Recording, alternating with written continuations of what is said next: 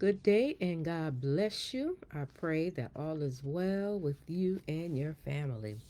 So, today I am continuing the series about family.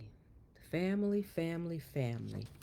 All right. Some of us, we have those families that we love, and then again, we have those families that we hate and that we wish we were not in them.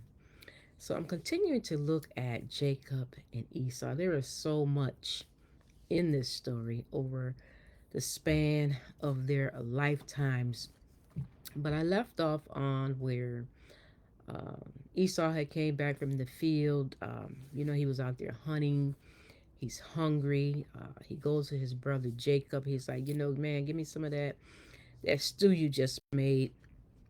And so Jacob's, he wants his birthright, and Esau's like, well, what good is this birthright going to do me like right now at this moment? He's like, I'm hungry. I'm starving. He was ready to eat for being out in the field all day. So Jacob made him, make that oath. And Esau did it so he could eat. I mean, I don't know how far away he was from the house. If he could have went in there, continued to travel to go home and get something to eat. But sometimes we can say things when we shouldn't. We speak fast. We're not thinking about what we're getting ready to say. We just blurt it out to appease those who are in front of us. And then we wish we had not done that. And that was the case with Esau. So after he makes this oath to his brother, time goes by. Their dad, he's getting older now. He's ready to bless Esau as the oldest, and pass that blessing up on him. And then we have his mom, Rebecca, in the background. She's ears dropping and listening, like, oh boy, no, Esau can't get that. I need Jacob to get this blessing. So she devises a plan, right, for the baby boy to get the blessing instead of the older son who it was supposed to go to.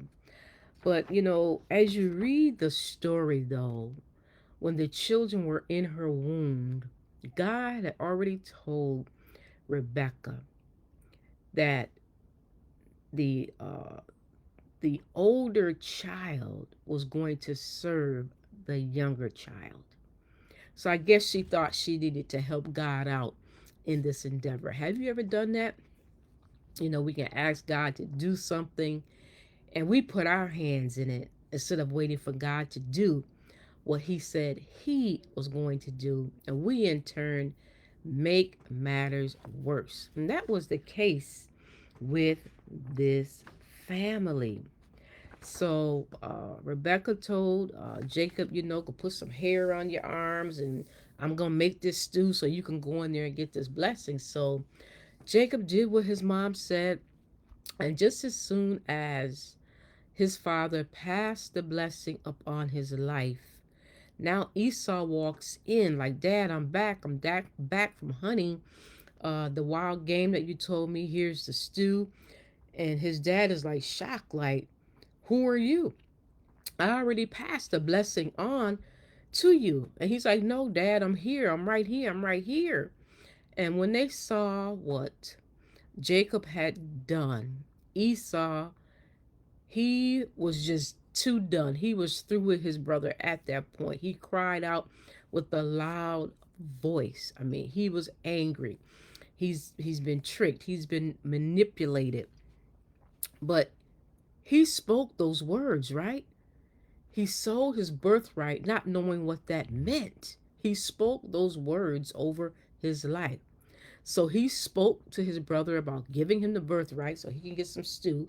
Now his brother has his blessing. And so Esau's like, Dad, you gotta have something for me. Do you have a blessing for me? And so his dad told him that you are going to live by the sword. he Esau was going to have a rough life. He was going to struggle. He was going to have to fight. Things weren't going to be handed to him, basically. All right. He was going to really have to work for whatever he got in life. And that he would serve his younger brother. Esau was so mad at his brother that he wanted to kill him. And so here's Rebecca again. Mom is listening, so she sends Jacob away because his brother is so mad at him that he wants to kill him. And she's like, I don't want to lose both you guys in one day. So she sent Jacob away. Do you have someone in your family like that? You just don't get along for whatever the reason could be. There's this hatred and anger against one another. There's this jealousy against one another. Maybe you've argued about something and you haven't forgiven them, and so many years have gone by, you may not even remember what it was about. Or maybe you do, it's still fresh in your mind. That is not a good way to live with that unforgiveness in your heart like that. Is there a way to resolve the conflict? As Christians, God holds us to a higher standard.